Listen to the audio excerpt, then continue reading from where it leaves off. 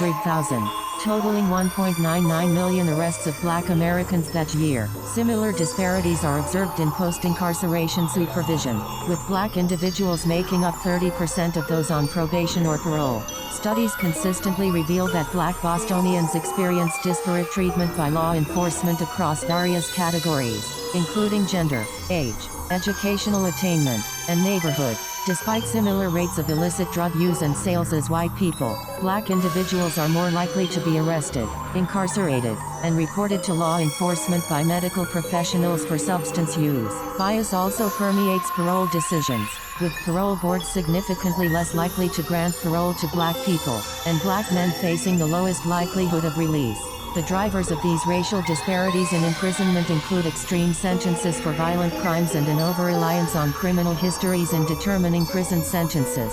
Moreover, diversion decisions, often subjective, are vulnerable to racial biases from police, prosecutors, judges, and other decision-makers. These patterns illustrate a self-perpetuating cycle of criminalization and disadvantage. The system does not merely respond to crime, it actively produces and exacerbates disadvantage. Higher arrest rates for similar offenses, biased sentencing, and parole denials create a larger pool of individuals with criminal records. These records then become a basis for further discrimination in areas such as employment and housing, pushing individuals into cycles of poverty and re-offense. The profound, long-term health toll of this systemic stress is evident, with incarceration exposure predicting accelerated biological aging for formerly incarcerated African American individuals. This creates a feedback loop where systemic racism in the criminal justice system contributes to broader social and economic inequalities, making it harder for affected individuals and communities to achieve upward mobility or even basic stability, effectively trapping generations in a cycle of criminalization and marginalization. The New York Civil Liberties Union, NYCLU, 2025 agenda proposes comprehensive reforms to address these issues, aiming to reduce the harm and size of the criminal legal system, stop abusive policing, and advance justice for young people. This includes efforts to end local support for immigration detention, decriminalize certain activities such as massage work, the transmission of STIs, and consensual sex work, embrace harm reduction strategies for drug users, and provide youth a right to counsel in interrogations. Table 1. Key racial and ethnic disparities in the U.S. criminal justice system, 2024 to 2025. Metric: Black Americans, or Native people, White Americans, or national average.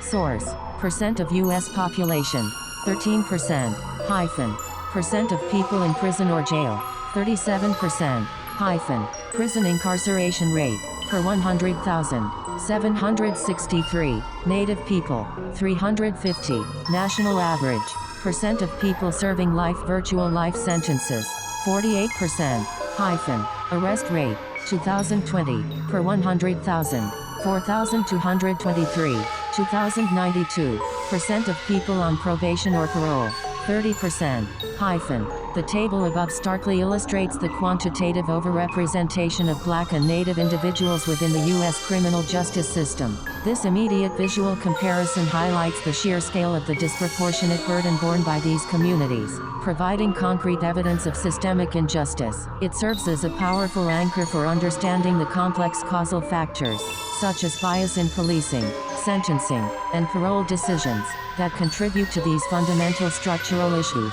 Educational inequities, funding, access, and curricular restrictions. Educational disparities represent a foundational injustice, profoundly impacting future opportunities and perpetuating intergenerational inequality. Policy proposals like Project 2025 threaten to deepen these divides, while rural areas face unique, often overlooked, systemic barriers. Project 2025, for instance, proposes the abolition of the Department of Education, the federal agency tasked with enforcing civil rights in education, distributing federal funding, and administering programs that address inequities. It also advocates for rejecting the disparate impact theory of liability under Title VI of the Civil Rights Act of 1964, which allows for claims of discrimination based on policies that disproportionately affect certain racial groups. Furthermore, Project 2025 aims to eliminate Head Start, defund public education through privatization schemes like school vouchers and education savings accounts, ACEs, and restrict inclusive instruction by banning the teaching of Black history and critical race theory. These proposals are projected to worsen racial achievement gaps, increase segregation, and disproportionately burden Black students with higher debt. Existing data reveals that Black students are twice as likely to be in school districts with funding below adequate levels and 3.5 times more likely to be in chronically underfunded districts. The burden of student loan debt also disproportionately affects Black individuals, with Black women, 43.3%, and Black men, 32.1% having significantly higher debt compared to white men, 15.7%, and white women, 19.9%. Conversely, research indicates that racially inclusive school curricula improve academic performance for all students, including Black students, other students of color, and white students. Beyond racial disparities, rural schools in the U.S. face a distinct set of challenges.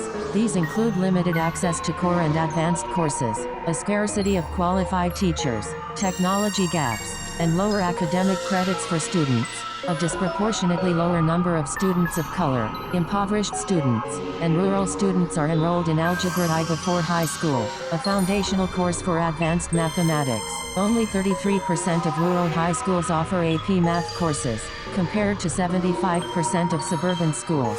Consequently, rural students enroll in college at lower rates, 55% compared to 64% for suburban students, and exhibit lower degree attainment. Only 25% hold a bachelor's degree or higher, versus 37% in suburban urban areas. Rural educators are typically paid over $5,000 less than their non-rural counterparts, even after adjusting for local wage differences, making recruitment and retention difficult.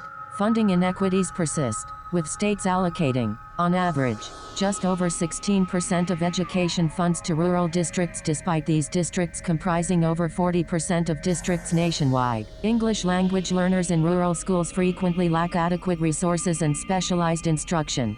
Furthermore, geographic isolation contributes to higher education deserts, areas with limited or no access to public broad-access institutions within commuting distance. The proposed policies by Project 2025 are not merely reforms but represent a deliberate, systemic effort to entrench existing educational inequalities, particularly for Black and other marginalized students. By removing federal protections and diverting public funds, these policies actively create conditions that will worsen disparities in access, quality, and outcomes. The intersection with rural challenges further demonstrates how geographic and socioeconomic factors compound racial disparities. Education thus emerges as a key battleground where the future of social mobility and racial equity is being contested.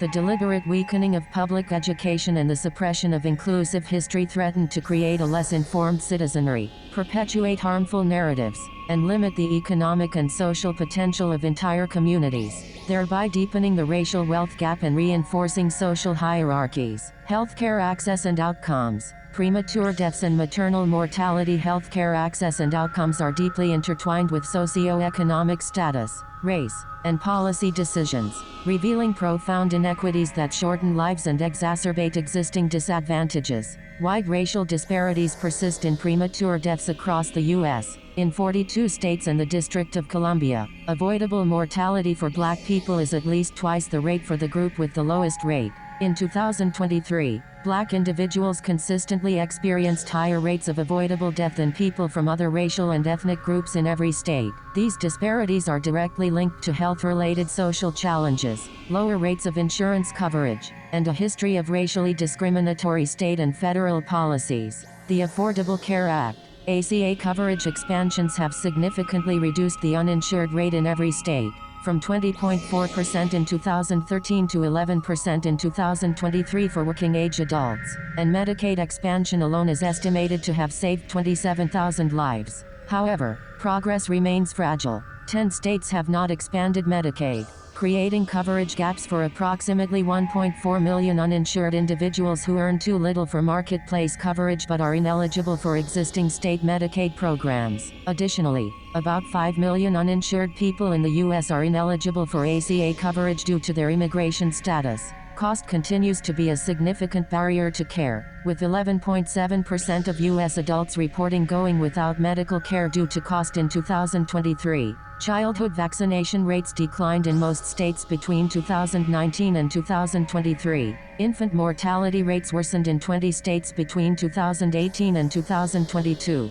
with a stark racial disparity. The rate for babies born to black women, 10.9 per 1,000, was more than double that for white women, 4.5 per 1,000. In 2022, rural counties also exhibit the highest infant mortality rates. A World Health Organization (WHO) report underscores that social determinants of health, such as quality housing, education, and job opportunities, influence people's health outcomes more profoundly than genetic predispositions or even direct access to healthcare services. These determinants can lead to dramatic reductions in healthy life expectancy, sometimes by decades. Health inequities are further exacerbated in populations facing discrimination and marginalization. Globally, despite a 40% decline in maternal mortality between 2000 and 2023, low and lower middle-income countries still account for 94% of maternal deaths, and women from disadvantaged groups are more prone to dying from pregnancy-related causes.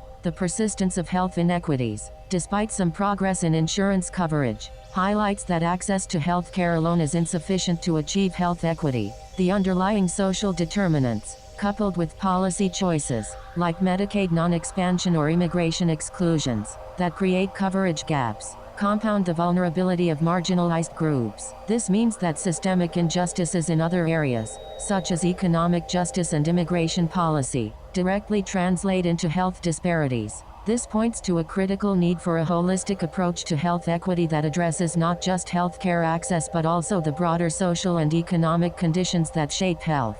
Ignoring these social determinants and maintaining policy gaps ensures that health inequities will persist, disproportionately shortening the lives and well-being of already marginalized communities, and creating a cycle of disadvantage that impacts generations. Table 2. Select healthcare access disparities in the U.S., 2023 to 2025. Metric. Data point. 2023 to 2025. Source. Uninsured rate. Working age adults. 20.4%, 2013, to 11%, 2023. Uninsured rate, low-income adults, non-Medicaid expansion states, e.g., Tennessee, 37% to 24%, 2013 to 2023. Uninsured ineligible due to immigration status, approximately 5 million. Adults going without care due to cost, U.S. average, 11.7%, 2023. Texas, 18%,